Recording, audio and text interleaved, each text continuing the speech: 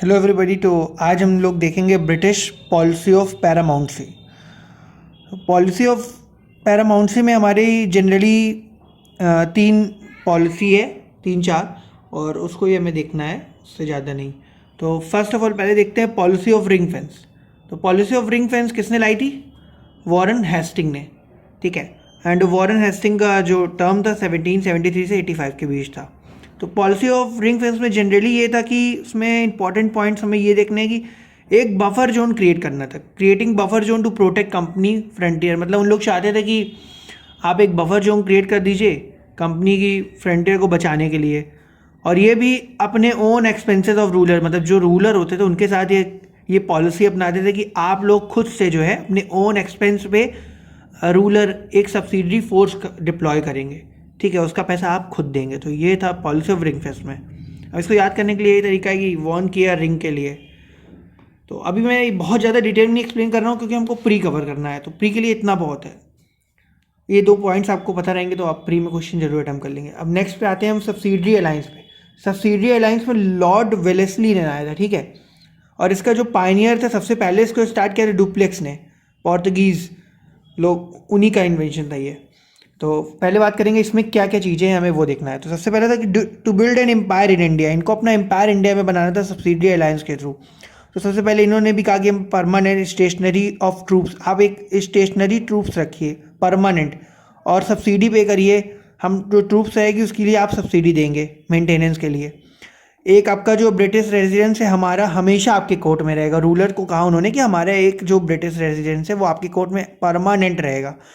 और इनसे ये भी कहा कि not to employ any European without prior approval of the British, मतलब आप कोई भी यूरोपियन को एम्प्लॉय नहीं कर सकते। ऐसा नहीं है कि आप जैसे हमारे साथ आप डील कर रहे हैं, जैसे इंग्लिश के साथ इन लोग डील कर रहे थे, तो ऐसा नहीं है कि आप पोर्तुगीज़ को बुला लिए, किसी फ्रेंच को बुला लिए, कोई और इंग्लिश के साथ आप, मतलब कोई भी और यूरोपियन पावर के साथ आप डील नहीं करेंगे दिस टाइम जब आप था डील कर रहे हैं।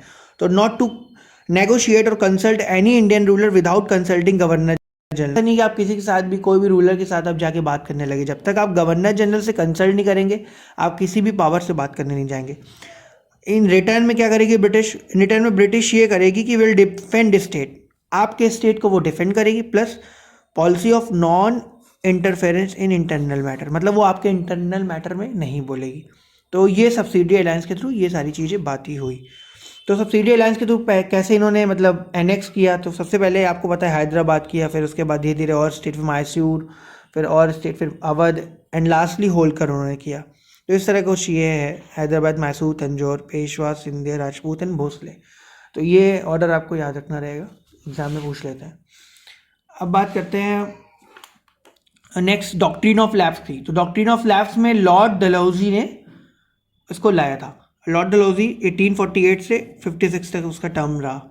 तो इसमें भी कुछ इंपॉर्टेंट पॉइंट है, वही देखते हैं। British to decide whether to bestow state on adopted son और टू एनेक्स, मतलब आप अगर आपने अडॉप्ट किया है आपने बच्चे को, तो उसको, उस अडॉप्ट बच्चे को क्या कहते हैं, आपका किंडर स्टेट मिलेगा कि नहीं मिलेगा ये ब्रिटिश डिसाइड करेगी।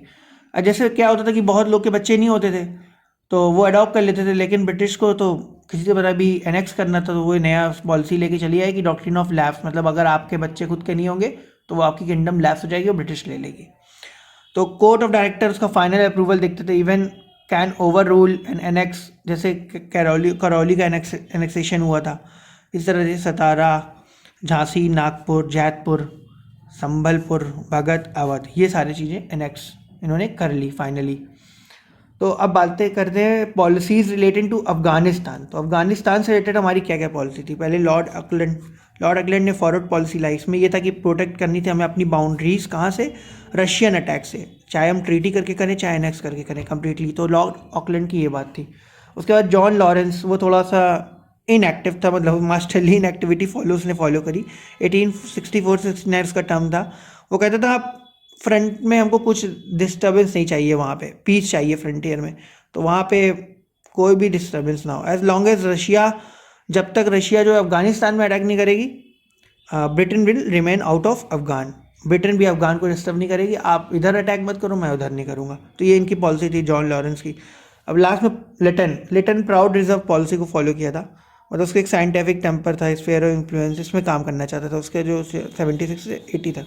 तो ये हो गया आपके मेजरली जो क्या कहते हैं ब्रिटिश पॉलिसी ऑफ पैरामाउंटसी थे। तो इससे क्वेश्चन बन सकते हैं, तो आप इसको ध्यान से पढ़िएगा। मिलते हैं नेक्स्ट फिर अगले वीडियो में अगले कॉन्सेप्ट के साथ। Thank you.